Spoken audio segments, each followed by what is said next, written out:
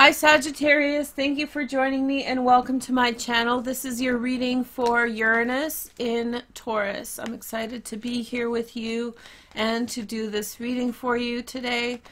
Uranus is in Taurus from 2019 through 2026. It's already there, but I just thought I would do your reading anyway. This is for Sun, Moon, Rising, Sag, and welcome to my channel. All my cards are in the description, as well as all your Sagittarian videos are on your playlist, so go check that out if you like. So Uranus is in your 6th house, which marks a time of productivity. Most likely a reframing of your calendar, reframing of the way that you organize yourself. So any opportunity that you have to reorganize, restructure the things that you're doing, go for it. But more than that, I think that it's going to reframe the way that you live your life from day to day. I have oracle cards today, which I kind of am living for. The magic map shifter. That's very Uranian, you know, the map shifter. Changing the plane on which you live. Now, some Sagittarians are super creative, some are not. Some, you know, you guys everybody's different, right? But depending on how deep, you guys are adventurous though, adventurous spirits, right? So it depends on how adventurous you are, and this depends on how adventurous you are, and the more adventurous you are, the more that you push the status quo of your own life without anyone. Uranus is ruler of Aquarius, so the ruler of the most independent sign besides Pisces. So you have the magical map shifter, which means that the more that you delve into restructuring your own life without attachments to anybody else, the more magical of a time this will be. The next message is strength. I feel as though you are magical map shifter strength. I feel, yeah, it's a strong strength in character. That's what I'm picking up on. It's like, how strong are you to actually do these things that you're wanting to do, or that you're recognizing. Over the next 7 years, you'll keep on learning again and again. Oh, I need to change this. Oh, I could do this better. And the crazy part about it is that it's very ingenious, so that many of the changes that you want to make, nobody's ever thought of before. So you're not going on precedent. You're not doing anybody else's formula. You're doing your own thing. And that's really good for Sag. So we have making a choice. By the way, Aquarius and Sagittarius are a sextile energy, which is a very strong connecting force. So that means that you and Uranus really get along well. So we have making a choice, okay?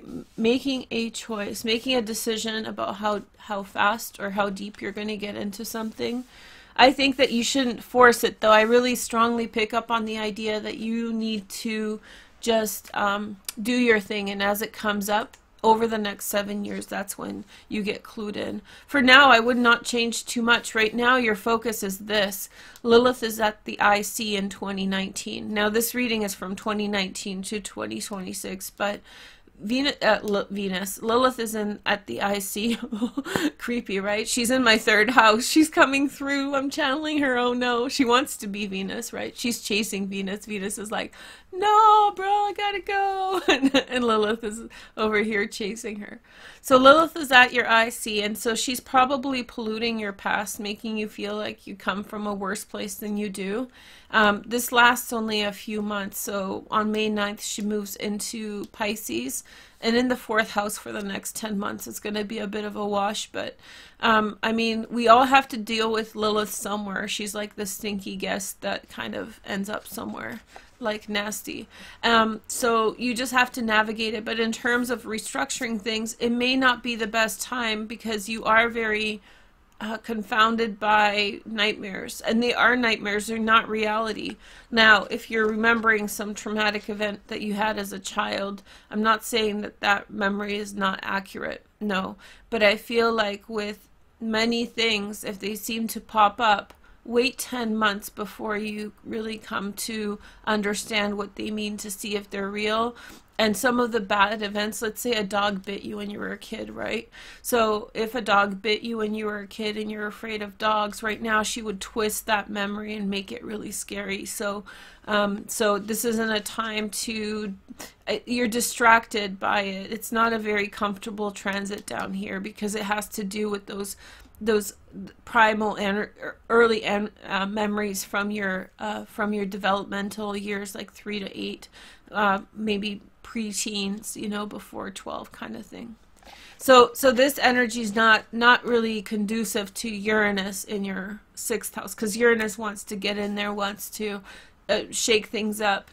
Now, if something's happening to you, like your boss is changing things up, whatever, then you should just go with the flow and muster your strength and make the appropriate choice. But the key choice making will happen after that period, and I even want to say after 10 months from now. So what is that? Lilith leaves Pisces May until February or March of 2020. So you want to wait until you shift all of that anyway. So we have blossoming abundance next. Okay, so allow all these, this is a positive transit. So this is like, oh, you do it this way. Oh, this is the benefit of that. Like, you constantly get positively reinforced for making those choices and interacting with it. It's probably a transit in which there is less sympathy, less compassion, less kind of you know, closeness or whatever. But I do feel like it's more of like it's an aloof transit. It's good. So you're gonna have a good time. Deep freeze, yeah, it's kind of like that. But like, I like snow. I like when it snows and you don't have to talk to anybody, and it kind of makes everybody else quiet, you know, because when you wake up and it's, I live in a big city, so when you wake up and it's snowed, it's the only time you wake up and it's actually quiet outside, and it's like, whoa, okay, you know, it's the not muffler, but like the muffling sound. And so I feel like in some way you're left alone with your own devices on how you're going to lead your life, and those are good things. And then we have, really, I'm discouraging you really strongly from over the next 7 years making decisions with other people. I think that the decisions should be made for yourself. 3rd chakra, Archangel Chamuel. So I like this chakra. This is the solar plexus. This is my bag. And so the solar plexus is all about ego and drive. It's all about, like, you know, Uranus. Uranus is a hipster in your 6th house. He knows what's going. He knows what's good. He knows what's going on. He doesn't get really too upset. This is the day-to-day, you know. He has his own ways. Like, if you want to drink celery juice, then drink celery juice. Or if you want to do whatever, then do whatever is inspiring to you at this time. The next message is, we have the Magician in the Mirror. This makes me think of The Man in the Mirror by Michael Jackson. Magician in the Mirror. He's shown up a few times, and if you want to wonder, this is a giant deck of 2 decks that I'm using. You can get it in the description. And I'm just like cutting it like this and pulling cards. And I just did a reading for another sign, and he came up too.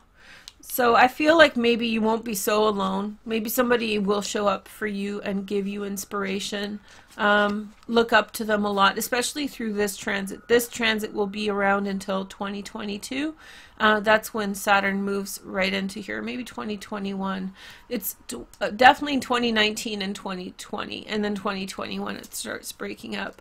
And then Jupiter will be here in 2020. Now this is going to be opportunities, people who come into your life who help you capitalize on your, like, unique take on things, or your unique way of doing things, and they foster that growth. And I think that, yeah, they lead you to a good outcome. They lead you to a good direction. It all is contending upon the fact that you actually listen to yourself. If you listen to yourself, then you'll do well. The goddess of the moon. You can't sing another goddess's songs and make that it just you know, covers. You know, covers sometimes work, sure, but you have to make it their own, right? And usually the original song is better once the fad once the fad passes. You know, at first everybody's down for the fad, for the throwback. I guess a cover is a throwback to something that was done in the past, but at the end of the day, it doesn't necessarily, you know, it doesn't necessarily outbeat the original. And I'm thinking to like old songs, you know, from the 70s and the 60s that were remade, like blues songs and jazz songs that were remade. For a while, people loved the remake, but then when it comes down to it, I think that the original song is pretty solid. So I feel like the goal is here to do your own thing, and the sooner that you do it, like that's what I was saying, the deeper that you jump into it right from the get-go, the better off you'll be. First chakra stuff, yeah, first chakra is like, you know, setting down roots, you know, getting comfortable. And then we have third chakra, archangel. You need to take that path.